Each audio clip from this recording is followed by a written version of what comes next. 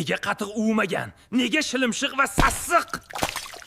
Yo xudo, achigan suvdan aslo farqi yo'q-ku buni. Qatiq emas bu balo. Buni ko'rgan odam yaqiniga ham kela olmaydi-ku. Kamiga qotmagan va qaynab pufakchalar chiqaryapti. Sen uvutgan qatiqlar ham shunaqa o'xshamayaptimi?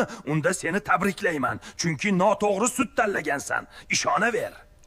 Agarda biznesingni o'ldiruvchi xatoni yana qayta qilishni xohlamasang, ekranga yaqinroq o'tir. Men senga o'rgataman.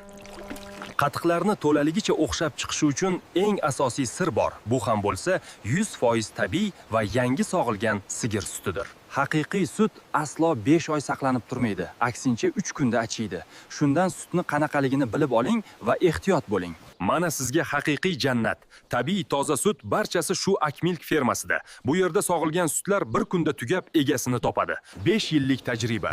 Kuniga 5 tonnadan oshiq tabiiy va yangi sigir sutlari qatiqchilar joniga oro bo'lmoqda. Siz ham sinab ko'ring. Suniylik ko'paygan zamonda yashayapmiz. Tabiiy sutni qayerdan ham topardik deb o'ylayapsizmi? Aslo xavotir olmang. Akmilk zavodida yetkazib berish xizmati bor. Siz ham sinab ko'ring va sog'lom yashang. Tabiiy va yangi sut kerak bo'lsa, Akmilk fermasining ishonch raqamlariga qo'ng'iroq qiling. Albatta yetkazamiz.